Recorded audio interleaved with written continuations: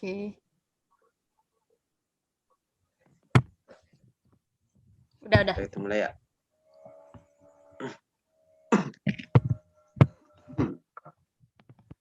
Halo, selamat malam. Selamat malam. Mari silakan duduk. Ya, terima kasih, Mas. Oke, sebelumnya perkenalkan ya, nama saya Zandro Alvino. Saya di sini sebagai konselor dari Biro Psikologi yang akan menemani Mbak dalam proses konseling hari ini. Kalau boleh tahu, Mbak Yeni nyamannya dipanggil apa ya? Mbak atau Kak gitu? Panggil Mbak saja. Walah, Mbak saja ya. Oke. Ya. Gimana Mbak perjalanannya ke sini? Apakah terganggu atau selamat atau gimana? Ya, lumayan lancar sih, Pak. Alhamdulillah kalau gitu ya. Ngomong-ngomong Mbak Yeni asli mana ya? Saya asli Lombok, Pak. Wah, Lombok lumayan jauh ya. Iya, Pak. Nah, kalau boleh tahu nih, Mbak Yeni sekarang kuliah atau masih sekolah atau gimana? Saya masih kuliah, Pak. Sudah semester 5. Kuliah ya. Mm-mm. Oh, semester 5. Iya. Lagi banyak-banyak tugasnya ya. Iya, benar, Pak.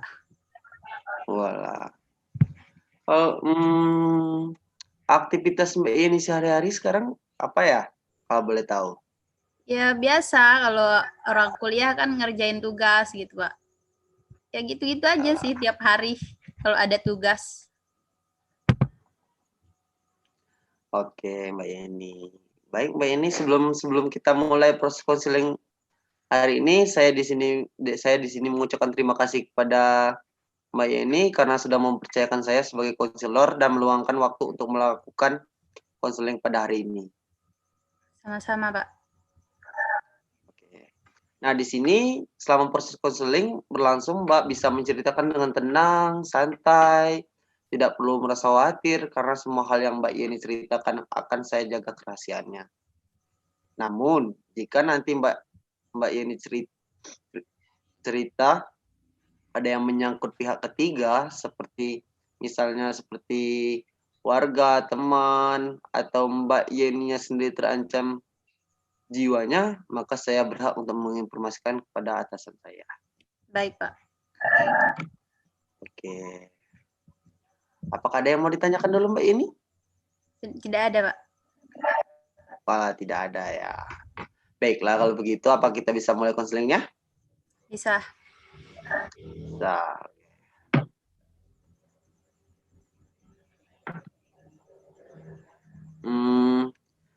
Pertama-tama, bisakah Mbak Yeni ceritakan alasan Mbak Yeni datang untuk melakukan konseling hari ini?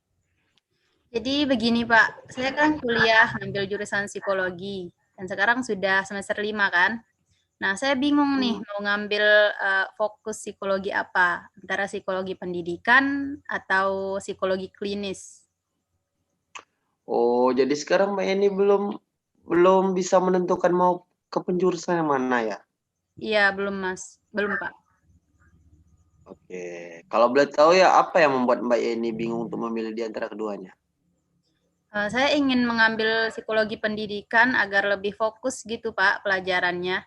Namun di sisi lain, saya khawatir untuk masalah pekerjaan di masa depan.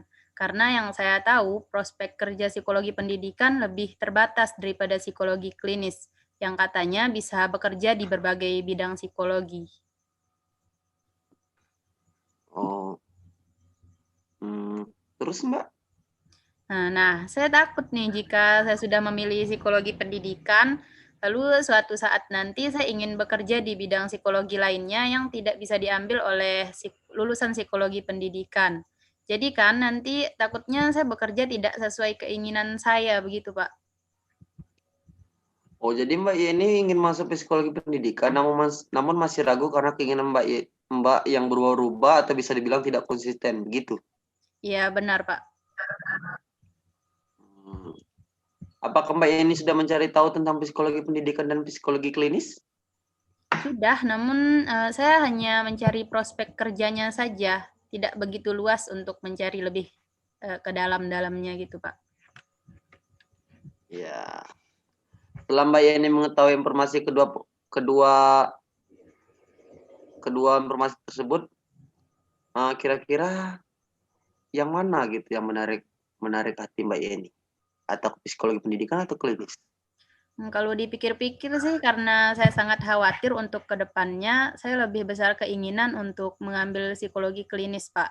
Karena prospek kerjanya lebih banyak. Ya walaupun mungkin nantinya materinya juga lebih banyak juga. Oke. Jadi bisa dibilang Mbak Yeni lebih condong ke psikologi klinis ya. Iya benar. Walaupun Mbak Yeni masih ragu karena takut tidak bisa menguasai materi tersebut. Iya benar, Pak, seperti itu. Oke. Wajar sih Mbak Yeni masih bingung. Dulu saya juga memiliki permasalahan seperti Mbak Yeni kok waktu saya masih kuliah.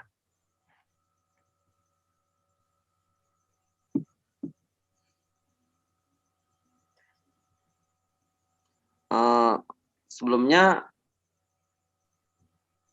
maaf waktu kita sudah mau habis. Jadi kita kemajukan sisi counseling untuk minggu depan. Baik, Pak. Sebelumnya saya mau tanya nih, apa harapan Mbak Yeni untuk counseling hari ini? Saya sih berharap semoga pilihan yang akan saya ambil untuk kedepannya bisa saya pertanggungjawabkan dan tidak menyesalinya setelah memilihnya. Oh, apakah Mbak Yeni ada pertanyaan lagi sebelum saya menutup sesi counseling hari ini? Mungkin untuk saat ini sudah cukup, Pak. Oke, jadi counseling untuk hari ini kita cukupkan sampai di sini ya. Dan seperti yang sudah kita sepakati tadi untuk melanjutkan sesi counseling, Mbak Yeni minggu depan ya Mbak. Siap, Pak. Terima kasih sudah mau membantu dan mendengarkan cerita saya, Pak. Baik, terima kasih Mbak Yeni. Oke, udah ya.